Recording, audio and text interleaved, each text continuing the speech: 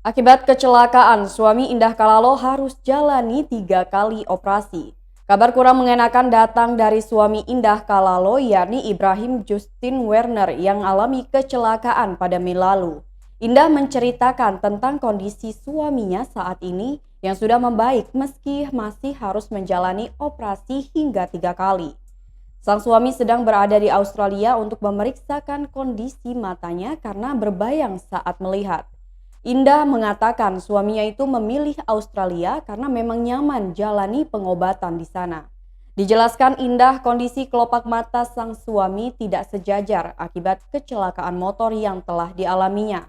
Posisi tengkorak kelopak matanya itu agak mundur dari yang sebelahnya, jadi mesti dibenarkan lagi.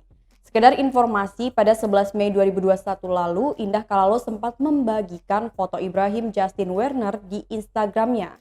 Dalam unggahan saat itu, ia menemani sang suami di rumah sakit yang terlihat penuh perban di wajahnya.